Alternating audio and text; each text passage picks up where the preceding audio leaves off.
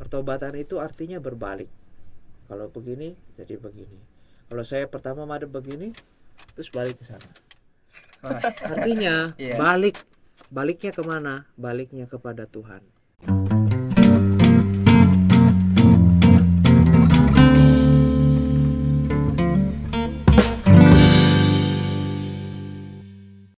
Halo semuanya, selamat datang di podcast Project. Podcastnya para Romo dan Frater Projo Jakarta. Yeay. Frater Bagas, hari ini kita mau berbicara tentang apa sih sebenarnya? Kalau nggak salah kita mau bicara tentang ini kan BKSN yang pertemuan kedua itu. Wah, hari ini kita akan ngambil dari Kitab Nabi Yunus lagi. Nabi Yunus lagi, tapi dengan bacaan yang tentunya berbeda ya. Berbeda. Tapi masih lanjutan dari yang sebelumnya. Nabi kontroversial. Oh iya. Bisa dilihat episode yang minggu lalu. Oh ya, pertama-tama perkenalkan, saya dengan Frater Yan Saya dengan Frater Bagas. dan kita mendapatkan tamu istimewa yaitu Romo Bernard. Halo semua. Teman-teman, sebagai informasi, Romo Bernard ini baru saja ditahbiskan menjadi Imam Keuskupan Agung Jakarta pada tanggal 15 Agustus yang lalu. Romo Bernard, kalau boleh tahu gimana sih perasaannya setelah ya kalau bisa dibilang ya belum genap sebulan lah jadi Romo. Iya Gimana nih. sih rasanya? Bentar ya, serak. Oh iya. Serius ya? Kalau ditanya perasaannya nggak tunggal ya, jadi campur-campur. Ada sukacita, gembira, jelas itu dulu. Penuh syukur, sesuatu yang selama ini kita rintis, kita jalani, sekarang boleh dialami. Sekarang bisa misa, mimpin misa, konsekrasi, itu istimewa. Tapi juga sekaligus mulai berasa tantangannya. Saya tugas di mana? Paroki Kelapa Gading. Paroki biasa. Kelapa Gading. Biasa. Ya parokinya sih biasa-biasa aja gitu ya, tapi ya itu sekarang ketemu banyak umat, mulai perlu adaptasi dengan permintaan-permintaan yang tidak kunjung henti. Nah itu dia gitu Kalau deh. boleh tahu berapa lama sih akhirnya Romo Bernard menjalani masa pendidikan sebagai calon imam hingga akhirnya ditahbiskan? Saya masuk seminari menengah 2010, masuk tahun rohani 2014, lalu ditahbiskan tahun 2023. Berarti kurang lebih ya 13 tahun ya. 13 tahun. 13 Bener nggak? tahun, Nah, ya. matematika saya jelek soalnya. Benar lah ya, Bener kurang ya? lebih segitu Oke, lah. ya 13 tahun. Tapi berarti ternyata pertama-tama pengalaman syukur ya akhirnya Ya. diberikan rahmat tahbisan oleh Tuhan. Kameranya situ katanya. Oh iya, Oh iya. Oke. akhirnya ditahbiskan dan sekarang bisa mengkonsekrasi roti dan anggur menjadi Iya. tubuh dan darah Kristus walaupun juga penuh dengan tantangannya. Iya. Suatu rahmat yang luar biasa ya berarti Romo. Iya, betul. Sebenarnya Luar saya biasa. pengen tahu banget saat tahbisan itu malam pertama jadi Romo tuh ngapain aja sih? Ayo tebak. Malam pertama jadi Romo kami pulang dari katedral. Dah beres-beres, masuk kamar masing-masing, kami nginep di Samadhi. Oh, Terus kemudian beres-beres mandi ya, karena kan udah salam-salam, foto-foto udah kering semua. Ya. Habis itu kami ngumpul di halaman tengah, terus makan nasi goreng. Beli di depan Samadhi langganan kami, sama minum soft drink, wah, ngobrol-ngobrol. Udah mendekati tengah malam, istirahat. Itu malam pertamanya kayak Oh, gitu. iya. malam pertamanya sangat sederhana tapi sungguh hangat ya Hangat. sebenarnya ya. Iya, yang saya syukuri adalah kami bisa makan bareng sama teman-teman yang setahbisan. Ada yang ngomong ya, gila ya, sekarang udah jadi Romo loh. Ya beneran nih, itu karena masih kadang nggak percaya, tapi itu ungkapan syukur. Gitu, Frater Bagas. Baik. Nah, jadi udah nggak penasaran saya sekarang kalau imam tuh malam pertamanya kayak gimana. Emang yang Kalau bikin bisa- penasaran lagi apa? Udah itu aja. Oh ya Oh udah. ya, sebagai informasi Romo Bernard boleh kasih tahu gak sih para Romo yang ditahbiskan sekarang tempatnya di mana aja sih? Oke, saya tadi ya di Kelapa Gading. Ada Romo Linus, jadi staf seminari ini, stafnya Frater Oh, yes. Ian, Frater Bagas. Di sini juga ada Frater Acim, Frater Gading, Frater Greg, Frater Fadiga juga. Di balik layar ya. Pokoknya di balik layar stafnya mereka. Lalu ada Romo Ludo. Romo Ludo di Gereja Santo Thomas Rasul Bojong Indah. Romo Wenan itu di Paroki Keranggan di Bekasi. Sekaligus dia tetap praktek di Karolus 3 kali seminggu. Terus Romo Yudi di Paroki Alam Sutra. Dan Romo Arvin di Paroki Pulau Mas, dekat seminari itu. Wah, berarti Imam KAJ kita bertambah 6 lagi Tambah ya. 6. Pengalaman yang sebuah hal yang patut disyukuri lah ya. Amin. Nanti tambah Frater Rian, Frater Bagas. Amin. Iya. Sebutin lagi satu-satu. Berarti kita merasakan sungguh-sungguh ya kasih Allah itu menyertai Keuskupan Agung Jakarta seperti tema BKSN hari ini. Ya, dimana kita berbicara tentang kasih Allah menggerakkan pertobatan. Wah, lagi-lagi yang dibahas adalah Kasih Allah. Oh, dulu. kasih Allah dulu ya. Baru kemudian yang menggerakkan untuk pertobatan. Oke. Kalau Frater Bagas, kita akan membuka dari kitab mana sih sebenarnya? Kita untuk kali ini kitab Nabi Yunus bab 4 ayat 1 sampai 11. Nabi Yunus bab 4 ayat 1 sampai 11. Iya. Di sini judulnya itu belas kasih Tuhan melampaui kepicikan Yunus. Itu yang kitab terjemahan baru 2, Ya. TB2.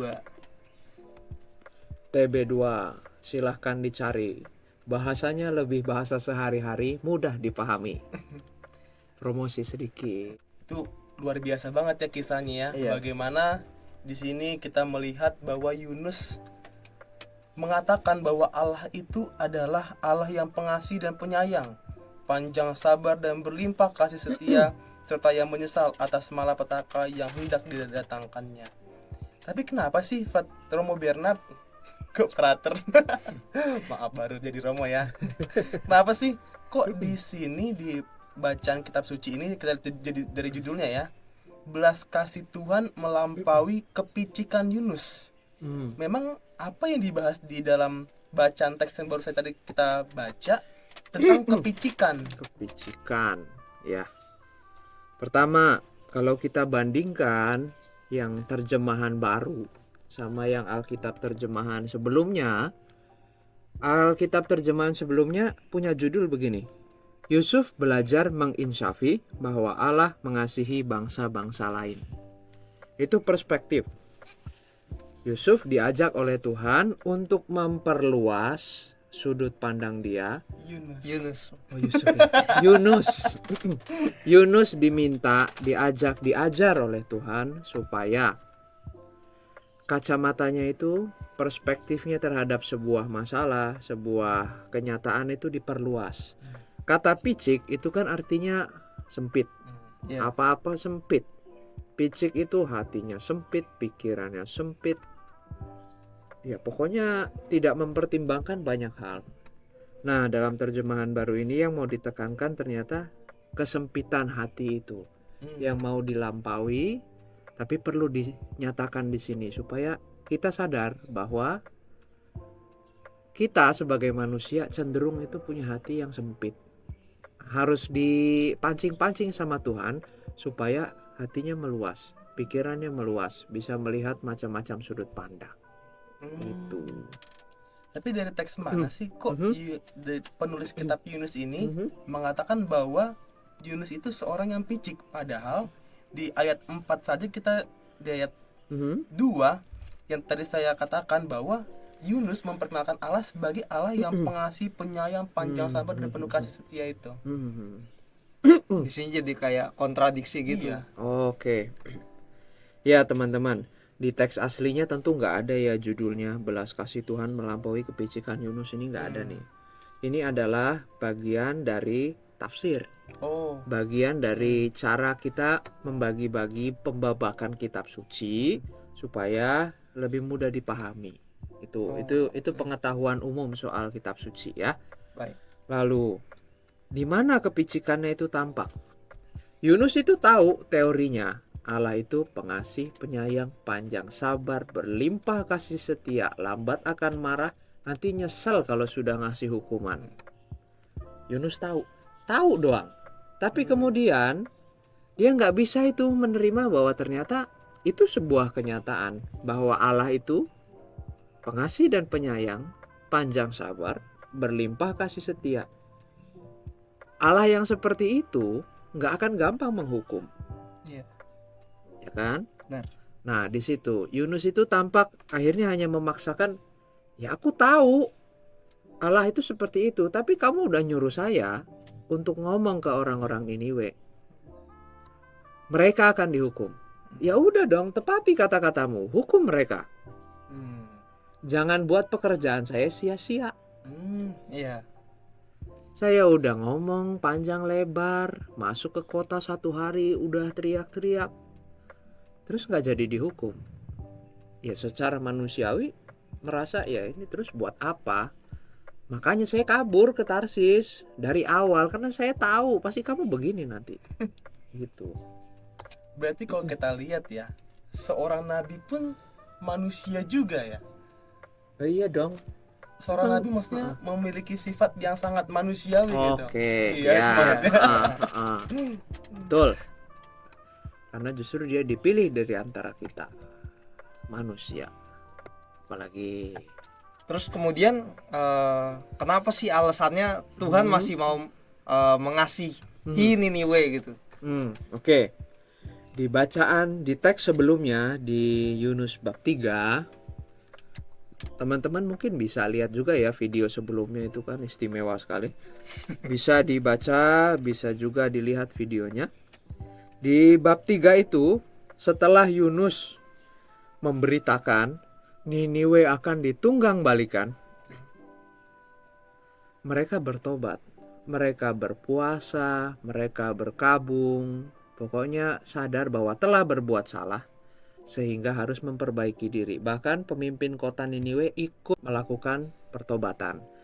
Di situ akhirnya nggak jadi kan dihukum, tapi kemudian akhirnya Yunus ngambek. Itu. Berarti memang kacamata Tuhan sama kacamata manusia itu susah sekali ya untuk dipahami gitu. Apalagi kasih Tuhan itu kan sangat besar. Jadi kadang tuh nggak masuk akal buat manusia sendiri. Iya, bisa dikatakan begitu. Tapi karena justru dia begitu mengasihi kita, ya sering kita nggak bisa paham sih ya. Saya setuju sama kamu tadi mengatakan kasih Allah itu luar biasa, sehingga kadang kita nggak habis pikir. Apa yang kita pertimbangkan, apa yang kita pikirkan, sering nggak cocok sama yang ternyata terjadi dan dikehendaki itu. Berarti itu mengapa tema BKSN hari ini itu kasih Allah menggerakkan pertobatan. Kasih Allah menggerakkan pertobatan. Jadi lagi-lagi yang utama adalah kasih Allah. Kasih Allah, ya. Kasih Allah. Kalau memang kasih Allah sudah berlimpah pada kita ya, Romo Bernard. Tapi mengapa harus ada usaha dari kita untuk mau bertobat? Toh, kalau memang kasih Allah itu sudah berlimpah, ya udah, bagaimanapun sifat kita manusia, harusnya ya sudah. Kasih Allah itu ya udah diberikan saja kepada kita tanpa usaha kita secara manusiawi. Ya. Gini. Allah itu menciptakan kita dengan kebebasan. Ini kita sekarang masuk filsafat teologi. Agak berat sedikit ya saudari-saudara, nggak apa-apa. Kebebasan. Memang Allah itu begitu penuh kasih. Sebegitu mengasihi kita, dia kasih kita kebebasan. Artinya apa? Kita dikasih kemungkinan untuk bisa menolak dia. Ya toh? Dia nggak mau kita kemudian mencintai dia karena diprogram mencintai dia.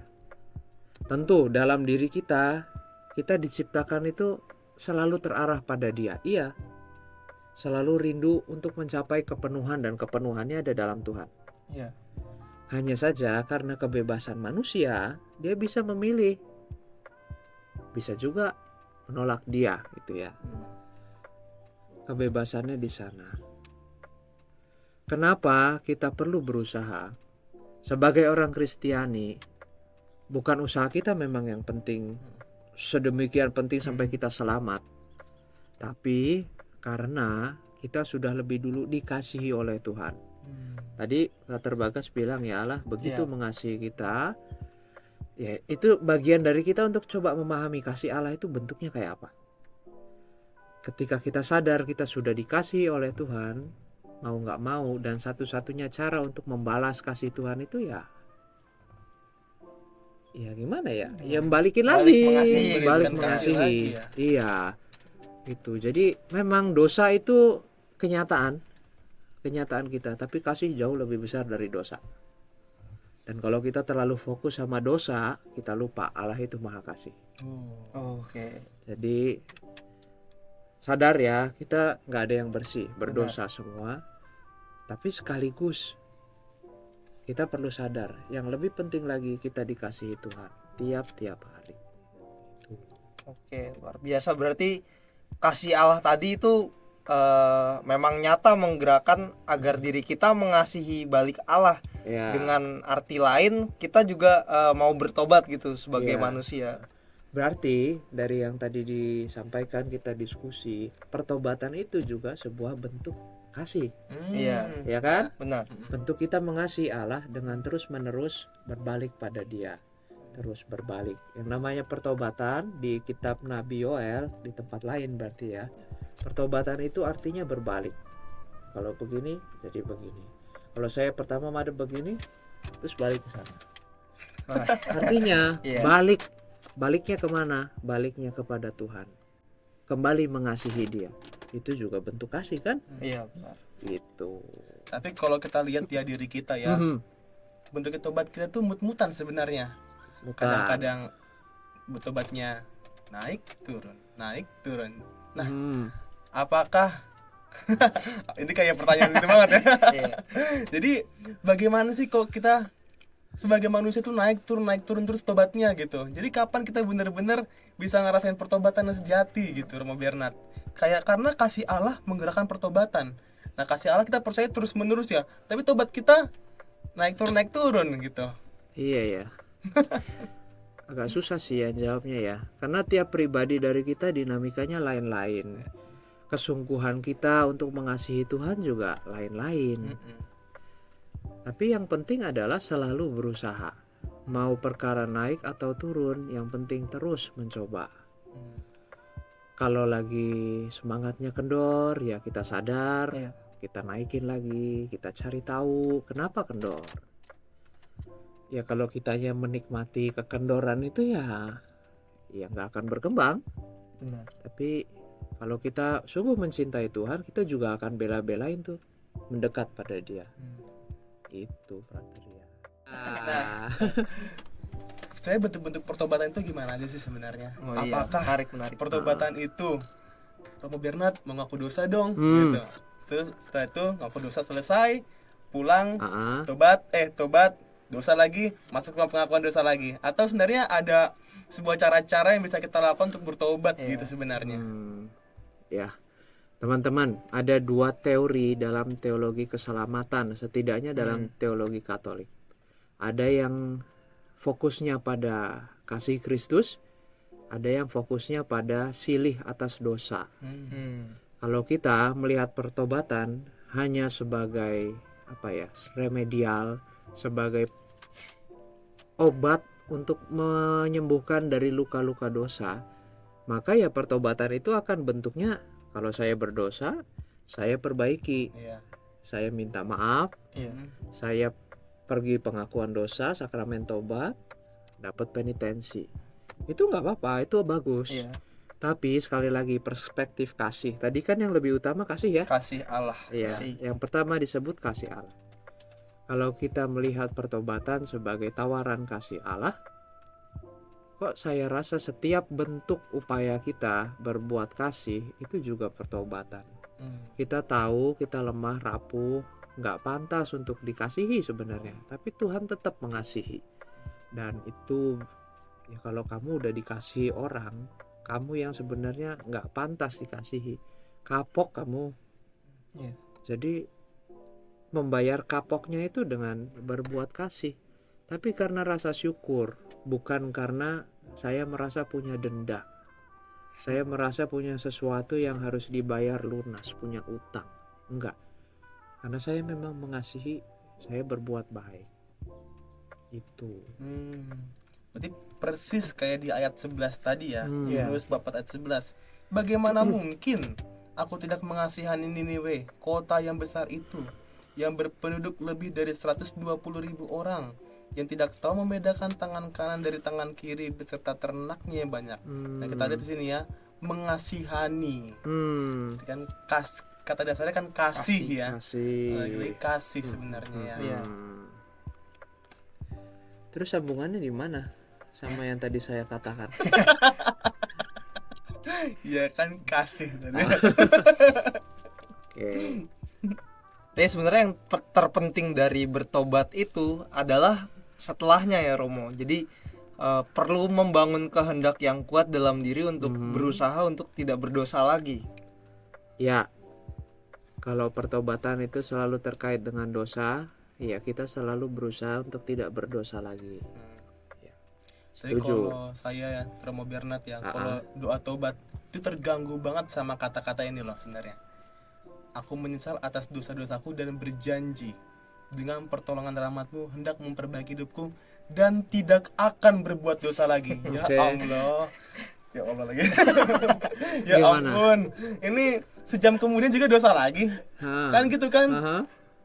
Jadi kan kata-kata kita itu rasa-rasanya munafik gitu di Iya. hadapan Tuhan. Oke. Hanya kira ingkar-ingkar lagi. Ingkar-ingkar lagi sebenarnya. Ya. Terus? Nah, berarti kan kayak apa ya? Kita sebagai manusia yang nggak mungkin nggak berdosa gitu. Oke. Tapi juga kan ada tawaran untuk terus apa ya? Memperbaiki diri gitu ya. Iya. Iya, habis kamu cuci kaki, terus nanti kamu jalan-jalan di tanah kotor lagi. Iya ya. Kamu mandi pagi, sore mandi lagi kan? Iya benar. Iya kan, mandi Iya, kan? mandi. Iya. Masa enggak? Nah, terus tidur. Kamu nggak ngapa-ngapain, terus bangun pagi mandi lagi kan? lagi, iya. Kamu bisa mandi kan, Bagas? Benar. Iya, mandi dong. Iya, itu. Sebelum misa mandi maksudnya. Iya. Jadi itu ungkapan kehendak yang kuat. Tadi kamu mengatakan kehendak yang kuat. Saya berjanji tidak akan berbuat dosa lagi dengan bantuan rahmat Allah.